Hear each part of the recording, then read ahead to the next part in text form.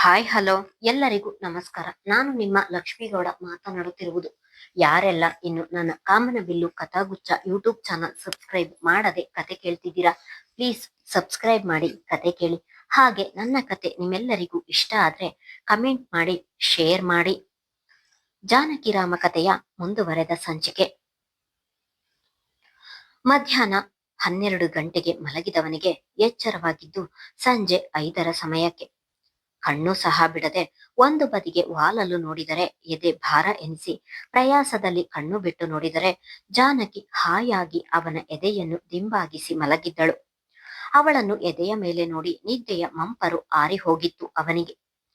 ಮಲಗಿದ್ದವಳನ್ನು ನೋಡಿ ಆಶ್ಚರ್ಯದಲ್ಲಿ ಮಿಸುಕಾಡಿದರೆ ಜಾನಕಿಯೂ ಕೂಡ ಮಿಸುಕಾಡಿದಳು. ಅವಳಿಗೆ ಎಲ್ಲಿ ಎಚ್ಚರವಾಗುತ್ತದೆಯೋ ಎಂಬ ಭಯದಲ್ಲಿ ನಿಧಾನವಾಗಿ ಅವಳ ಕೈಯಲ್ಲಿ ಅವಳ ಭುಜ ಬಳಸಿ ಹಾಗೆ ಮಗು ತಟ್ಟಿ ಮಲಗಿಸುವ ಹಾಗೆ ತಟ್ಟಿದನು. ಜಾನಕಿ ಕೂಡ ಪುನಃ ಮಲಗಿದಳು. ಆವತ್ತು ನಾನು ಗೊತ್ತಿಲ್ಲದೆ ಅವಳ ಮೇಲೆ ಕೈ ಹಾಕಿದ್ದಕ್ಕೆ ರಂಪ ಮಾಡಿದವಳು ಇವತ್ತು ನೋಡಿದರೆ ಅವಳೇ ಬಂದು ನನ್ನ ಎದೆಯ ಮೇಲೆ ಮಲಗಿದ್ದಾಳೆ ಎಂದು ಹೇಳಿಕೊಂಡವನಿಗೆ ಮುಖದ ಮೇಲೆ ನಗು ಹಾದು ಹೋಗಿತ್ತು. ಇವಳು ನಿಜವಾಗಿಯೂ ಬಂದು ಮಲಗಿದ್ದಾಳ? ಚಾನ್ಸೇ ಇಲ್ಲ. ಜಾನಕಿ ಹಾಗೆಲ್ಲ ಮಲಗುವುದಿಲ್ಲ. ಮಲಗಿದ್ದವಳು ನಿದ್ದೆಗಣ್ಣಿನಲ್ಲಿ ನನ್ನ ಎದೆಯ ಮೇಲೆ ಮಲಗಿದ್ದಾಳೆ ಅಷ್ಟೆ. ಈಗ ಎದ್ದರೆ ರಂಪ ರಾಮಾಯಣ ಮಾಡುವುದಂತೂ ಖಚಿತ. ಅವಳು ಏಳುವುದಕ್ಕೂ ಮುಂಚೆ ನಾನು ಇಲ್ಲಿಂದ ಆಚೆ ಹೋಗ್ಬೇಕು ಎಂದುಕೊಂಡವನು 10 ನಿಮಿಷ ಅವಳ ಭುಜ ಬೆಳೆಸಿ ಹಾಗೆ ಮಲಗಿಸಿಕೊಂಡು ಅವಳ ನೆತ್ತಿಗೆ ಚುಂಬಿಸಿದವನಿಗೆ ಅವಳನ್ನು ಕೆಳಗೆ ಮಲಗಿಸಲು ಮನಸ್ಸಾಗಲಿಲ್ಲ. ಆದರೂ ಇವಳು ಎದ್ದರೆ ಕಷ್ಟ ಎಂದು ಯೋಚಿಸಿದವನು ನಿಧಾನವಾಗಿ ಅವಳನ್ನು ಹಾಸಿಗೆ ಮೇಲೆ ಮಲಗಿಸಿ ಹೊರ ಬಂದಿದ್ದನು. ಹೊರ ಬಂದವನಿಗೆ ಬಾಯಾರಿಕೆಯಿಂದ ನೀರು ಕುಡಿಯಬೇಕೆನಿಸಿತು. ಆದರೆ ಸುಪ್ರಭಾ ಅವರು ಎಲ್ಲೂ ಕಾಣದಿದ್ದಾಗ ಆ ಮನೆಗೆ ಇದೇ ಮೊದಲ ಬಾರಿಗೆ ಬಂದಿದ್ದರಿಂದ ಎಲ್ಲಿ ಹೋಗಬೇಕು, ಅವರು ಎಲ್ಲಿರುತ್ತಾರೆ ಎಂದು ತಿಳಿಯದೆ ಪೂರ್ತಿ ಮನೆಯೆಲ್ಲ ಹುಡುಕಿದನು. ಕೊನೆಯಲ್ಲಿ ಅವರು ಮನೆಯ ಹಿಂದೆ ಬಟ್ಟೆ ತೊಳೆಯುತ್ತಿರುವುದನ್ನು ನೋಡಿದವನು ಅವರಿಗೆ ತೊಂದರೆ ಕೊಡಬಾರದು ಎಂದು ಯೋಚಿಸಿ ತಾನೇ ಅಡಿಗೆ ಮನೆಗೆ ಹೋಗಿ ನೀರು ಕುಡಿದವನಿಗೆ ಸುಪ್ರಭಾ ಅವರು ಕಾಯಿಸಿಟ್ಟಿದ್ದ ಹಾಲು ಕಣ್ಣಿಗೆ ಬಿದ್ದಿತು. ಹೇಗೂ ಸಂಜೆಯಾಗಿದ್ದರಿಂದ ಕಾಫಿ ಕುಡಿಯಬೇಕೆನಿಸಿತವನಿಗೆ. ಜಾನಕಿ ಮಲಗಿದ್ದಳು. ಸುಪ್ರಭಾ ಅವರು ಬಟ್ಟೆ ತೊಳೆಯುವುದನ್ನು ನೋಡಿದವನು ತಾನೇ ಮೂವರಿಗೂ ಕಾಫಿ ಮಾಡಲು ನಿಂತನು. ಹಾಲನ್ನು ಸ್ಟವ್ ಮೇಲೆ ಇಟ್ಟವನಿಗೆ ಸಕ್ಕರೆ ಎಲ್ಲಿದೆ, ಕಾಫಿ ಪುಡಿ ಎಲ್ಲಿದೆ ಎಂದು ತಿಳಿಯದೆ ಎಲ್ಲಾ ಡಬ್ಬಿಗಳನ್ನು ತೆಗೆದು ನೋಡಿ ಅದೇ ಜಾಗಕ್ಕೆ ಇಡುತ್ತಿದ್ದನು. ಹೀಗೆ ಹುಡುಕುವಾಗ ಕೈ ತಾಗಿ ಯಾವುದೋ ಒಂದು ಪಾತ್ರೆ ಕೆಳಗೆ ಬಿದ್ದ ತಕ್ಷಣ ಹೊರಗೆ ಬಟ್ಟೆ ತೊಳೆಯುತ್ತಿದ್ದ ಸುಪ್ರಭಾ ಅವರಿಗೆ ಕೇಳಿಸಿ ಒಳಗೆ ಬೆಕ್ಕು ಬಂದಿರಬಹುದು ಎಂದು ಒಡನೆಯೇ ಕೈ ತೊಳೆದು ಒಳಗೆ ಬಂದಿದ್ದರು. ಅಡಿಗೆ ಮನೆಗೆ ಬಂದ ಸುಪ್ರಭಾ ಅವರಿಗೆ ಆಶ್ಚರ್ಯ ಕಾದಿತ್ತು. ಸ್ಟವ್ ಮೇಲೆ ಹಾಲಿಟ್ಟು ಎಲ್ಲಾ ಡಬ್ಬಿಗಳನ್ನು ಹುಡುಕುತ್ತಿರುವ ರೆಹಮಾನನನ್ನು ನೋಡಿದವರು, ರೆಹಮಾನ್, ಏನು ಮಾಡುತ್ತಿದ್ದೀಯಾ ಎಂದರು ಆಶ್ಚರ್ಯದಲ್ಲಿ. ಅಮ್ಮ, ಕಾಫಿ ಮಾಡುತ್ತಿದ್ದೆ. ಸಕ್ಕರೆ ಯಾವುದರಲ್ಲಿ ಇದೆ ಎಂದು ತಿಳಿಯದೆ ಎಲ್ಲವನ್ನು ಹುಡುಕುವಾಗ ಪಾತ್ರೆ ಕೈ ತಾಗಿ ಬಿದ್ದು ಬಿಡ್ತು ಎಂದನು. ಕಾಫಿ ಬೇಕಾದ್ರೆ ನನ್ನನ್ನು ಕೇಳಬೇಕಿತ್ತು ಅಲ್ವಾ? ಇಲ್ಲ ಜಾನಕಿಗೆ ಹೇಳಿದ್ರೆ ಅವಳೇ ಮಾಡಿಕೊಡುತ್ತಿದ್ದಳು ಎಂದರು. ಅಮ್ಮ, ನೀವು ಬಟ್ಟೆ ತೊಳೆಯುತ್ತಿದ್ರಿ, ಜಾನಕಿ ಇನ್ನು ಮಲಗಿದ್ದಾಳೆ, ಅದಕ್ಕೆ ನಾನೇ ಕಾಫಿ ಮಾಡುತ್ತಿದ್ದೇನೆ ಎಂದು ಹೇಳುವವನಿಗೆ ಸಕ್ಕರೆ ಕಾಫಿ ಪುಡಿ ಎರಡೂ ಸಿಕ್ಕಿತು. ಅಳಿಯನ ಅವಸ್ಥೆ ನೋಡಿ ಮಗಳ ಮೇಲೆ ಕೋಪ ಉಕ್ಕಿತು. ಒಡನೆ ಜಾನಕಿ ಜಾನಕಿ ಎಂದು ಕೂಗುತ್ತಲೇ ಅವಳ ಕೋಣೆಗೆ ಹೋಗಿದ್ದರು. ಅಮ್ಮ ಅಮ್ಮ ನಿಂತ್ಕೊಳ್ಳಿ, ಅವಳು ಮಲಗಿದ್ದಾಳೆ, ನಿಂತ್ಕೊಳ್ಳಿ ಎಂದು ಕೂಗುತ್ತಲೇ 3 ಲೋಟಕ್ಕೆ ಕಾಫಿ ಹಾಕಿಕೊಂಡು ಅದನ್ನು ಹಿಡಿದು ಅವರ ಹಿಂದೆಯೇ ಹೋಗಿದ್ದನು. ಜಾನಕಿ, ಎಷ್ಟೊತ್ತು ಮಲಗುವುದು? ನೋಡಲಿ, ರೆಹಮಾನ್ ಅವನೇ ಕಾಫಿ ಮಾಡಿಕೊಳ್ಳುತ್ತಿದ್ದಾನೆ. ಬೇಗ ಎದ್ದು ಕಾಫಿ ಮಾಡಿಕೊಡಲು ಆಗುವುದಿಲ್ವಾ ನಿನಗೆ? ಗಂಡನಿಗೆ ಯಾವ ಹೊತ್ತಿಗೆ ನೀನು ಬೇಕು ಎಂದು ತಿಳಿಯುವುದಿಲ್ಲವಾ ನಿನಗೆ ಎಂದು ಮಗಳಿಗೆ ಗದರಿದರೆ ಅಮ್ಮನ ಕೂಗಿಗೆ ಧಡಕ್ಕನೆ ಎದ್ದು ಕುಳಿತವಳು ಬಾಗಿಲಲ್ಲಿ ನಿಂತಿದ್ದ ರೆಹಮಾನನ್ನು ಕೋಪದಲ್ಲಿಯೇ ನೋಡಿದಳು. ಅಮ್ಮ, ಅವಳಿಗೆ ಏನ್ ಹೇಳ್ಬೇಡಿ. ನಮ್ಮ ಮನೆಯಲ್ಲಿ ಅವಳೇ ನನಗೆ ಕಾಫಿ ಮಾಡಿ ಕೊಡುವುದು. ನಾನು ಒಂದು ದಿನವೂ ಅವಳಿಗೆ ಕಾಫಿ ಮಾಡಿ ಕೊಟ್ಟಿಲ್ಲ. ಅದಕ್ಕೆ ಇವತ್ತು ಟ್ರೈ ಮಾಡೋಣ ಎಂದು ಹೋದೆ ಅಷ್ಟೆ. ನೋಡಿ, ನಾನು ಕಾಫಿ ಮಾಡಿದ್ದೀನಿ, ರುಚಿ ಹೇಗಿದೆ ಎಂದು ಕುಡಿದು ಹೇಳಿ ಎಂದು ಸುಪ್ರಭಾ ಅವರ ಕೈಗೆ 1 ಲೋಟ ಕಾಫಿ ನೀಡಿದವನು ಜಾನಕಿಗೆ ಕೊಡಲು ಹೋದರೆ ನನಗೆ ಬೇಡ ಎಂದು ಕೋಪದಲ್ಲಿಯೇ ಹೇಳಿದವಳು ಬಚ್ಚಲ ಮನೆಗೆ ಹೋಗಿದ್ದಳು. ಜಾನಕಿ ಕಾಫಿ ಬೇಡ ಎಂದಿದ್ದಕ್ಕೆ ರೆಹಮಾನನ ಮುಖ ಚಿಕ್ಕದಾಗಿದ್ದನ್ನು ನೋಡಿದವರು, ರೆಹಮಾನ್, ಆ ಕಾಫಿ ನನಗೆ ಕೊಡು, ಹೊರಗೆ ಬಂದ ಮೇಲೆ ಅವಳೇ ಕುಡಿಯುತ್ತಾಳೆ ಎಂದು ತಾವೇ ಅವನಿಂದ ಜಾನಕಿಯ ಕಾಫಿಯನ್ನು ತೆಗೆದುಕೊಂಡರು. ರೆಹಮಾನ್ ಅಲ್ಲಿಯೇ ಮಂಚದ ಮೇಲೆ ಕಾಫಿ ಕುಡಿಯುತ್ತಿದ್ದರೆ, ರೆಹಮಾನ್, ಕಾಫಿ ತುಂಬಾ ಚೆನ್ನಾಗಿದೆ ಎಂದು ಅಳಿಯ ಮಾಡಿದ ಕಾಫಿಯನ್ನು ಹೊಗಳಿದರು. ಅವರ ಮಾತಿಗೆ ಮುಗುಳು ನಕ್ಕು ಕಾಫಿ ಕುಡಿಯುವುದನ್ನು ಮುಂದುವರೆಸಿದನು. ಅಷ್ಟರಲ್ಲಿ ಬಚ್ಚಲ ಮನೆಯಿಂದ ಬಂದ ಜಾನಕಿಯನ್ನು ನೋಡಿ, ಜಾನಕಿ, ನೀನು ಕಾಫಿ ಮಾಡಬೇಕಿತ್ತು, ಅಂಥದ್ರಲ್ಲಿ ಅವನು ಮಾಡಿಕೊಟ್ಟಿದ್ದಾನೆ, ಯಾಕೆ ಬೇಡ ಅಂತೀಯ, ತಗೋ ಕುಡಿ ಎಂದು ಅವಳ ಕೈಗೆ ಕಾಫಿ ನೀಡಿ ಅಲ್ಲಿಂದ ಹೊರ ಬಂದಿದ್ದರು. ಕಾಫಿ ಹೇಗಿದೆ ಎಂದು ಕೇಳಿದರೆ, ಚೆನ್ನಾಗಿದೆ ಅಷ್ಟೇ ಅವಳ ಚುಟುಕು ಉತ್ತರ. ಚೆನ್ನಾಗಿ ನಿದ್ದೆ ಬಂತ? ಹ್ಮ್ ಎಂದಷ್ಟೇ ಹೇಳಿದಳು.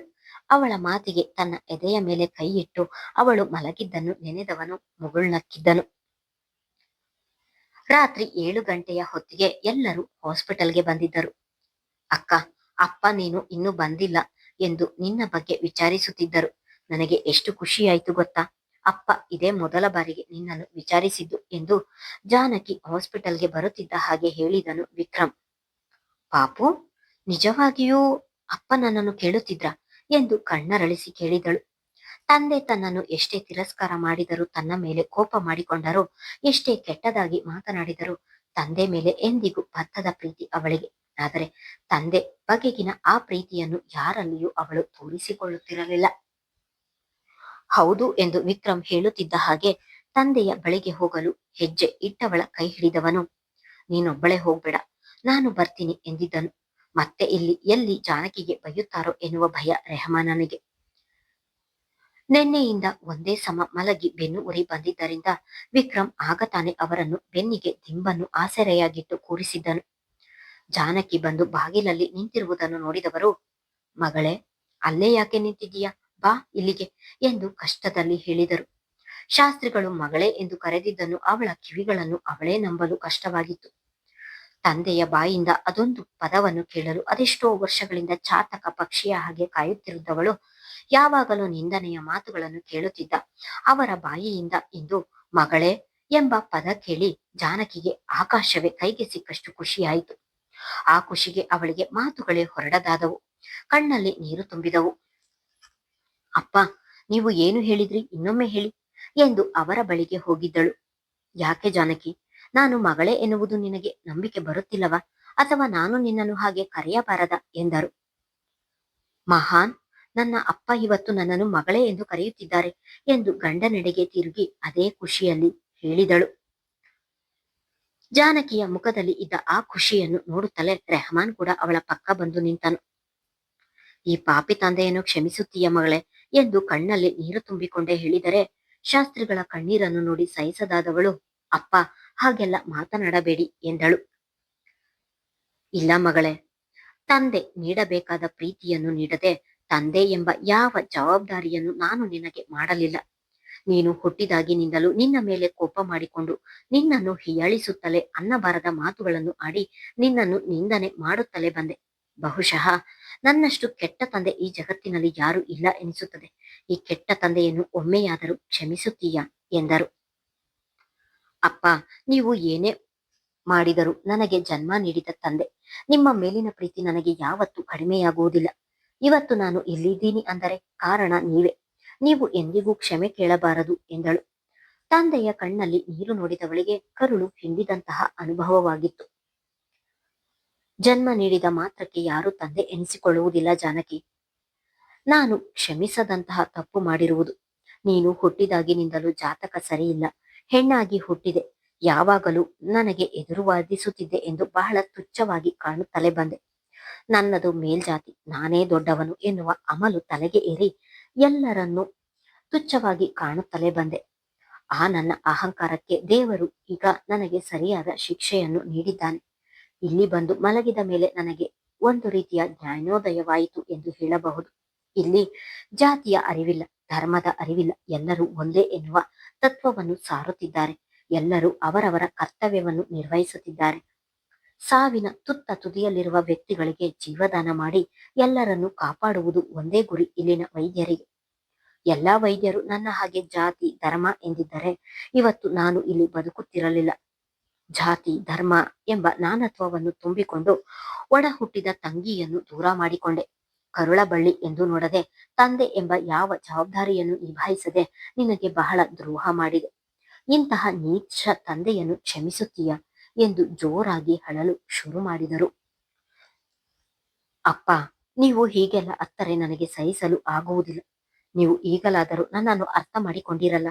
ಈ ಜನ್ಮಕ್ಕೆ ಇಷ್ಟೇ ಸಾಕು ಎಂದು ಶಾಸ್ತ್ರಿಗಳ ಕೈ ಹಿಡಿದು ಜಾನಕಿ ಕೂಡ ಅಳಲು ಶುರು ಮಾಡಿದಳು.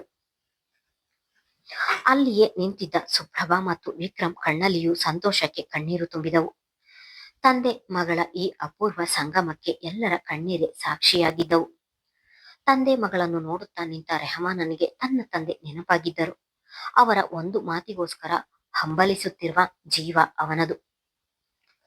ರೆಹಮಾನ್, ನನ್ನಂತ ಕೆಟ್ಟ ಹುಳುವಿಗೆ ರಕ್ತ ಕೊಟ್ಟು ಬದುಕಿಸಿದ್ದೀಯ ಎಂದರೆ ನಿನ್ನದು ಪರಿಶುದ್ಧವಾದ ಮನಸ್ಸು. ನಿನ್ನಂತಹ ಒಳ್ಳೆಯ ವ್ಯಕ್ತಿ ನನ್ನ ಮಗಳ ಕೈ ಹಿಡಿದಿರುವುದು ನಮ್ಮ ಭಾಗ್ಯ ಎಂದು ತಿಳಿಯಬೇಕು.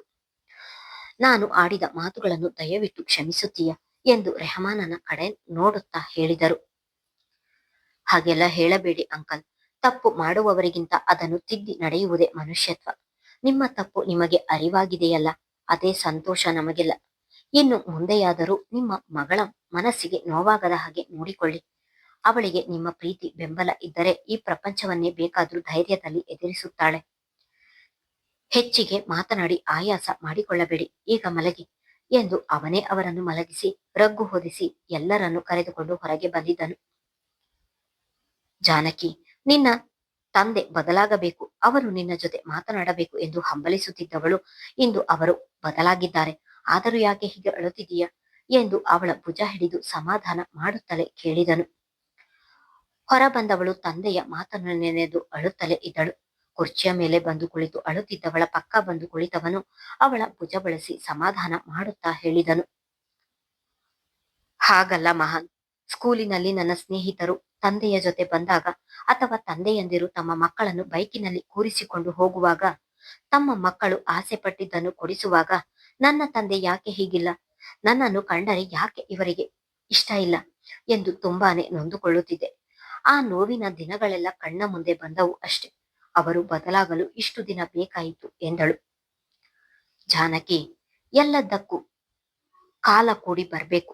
ಈಗಲಾದ್ರೂ ಅವರ ಮನದಲ್ಲಿದ್ದ ಪೊರೆ ಸರಿದು ಅವರ ತಪ್ಪಿನ ಅರಿವು ಅವರಿಗಾಗಿದೆಯಲ್ಲ, ಅದಕ್ಕೆ ಖುಷಿ ಪಡು ಎಂದು ಹೇಳಿದನು. ಇದೇ ಖುಷಿಯನ್ನು ಅಲ್ವಾ ಅಕ್ಕ ನೀನು ಅಪ್ಪನಿಂದ ಬಯಸಿದ್ದು? ಈಗ ಅಪ್ಪ ಕೂಡ ಬದಲಾಗಿದ್ದಾರೆ, ನೀನು ಇನ್ಯಾವತ್ತೂ ಕಣ್ಣೀರು ಹಾಕಬಾರದು ಎಂದು ಅವಳ ಮುಂದೆ ನೆಲದಲ್ಲಿ ಕುಳಿತು ಅವಳ ಕೈ ಹಿಡಿದು ಹೇಳಿದನು. ತನ್ನ ಅಪ್ಪ ಬೈದಾಗೆಲ್ಲ ಜಾನಕಿ ಎಷ್ಟು ಕಣ್ಣೀರು ಹಾಕಿದ್ದಾಳೆ ಎಂದು ಚೆನ್ನಾಗಿ ಅರಿತಿದ್ದಾನೆ ವಿಕ್ರಮ್. ಇಲ್ಲ ವಿಕ್ರಮ್, ನಾನು ಇನ್ಯಾವತ್ತೂ ಅಳುವುದಿಲ್ಲ ಎಂದು ತನ್ನ ಕಣ್ಣೀರನ್ನು ಒರೆಸಿಕೊಂಡಿದ್ದಳು ಜಾನಕಿ. ಮುಂದುವರಿಯುವುದು.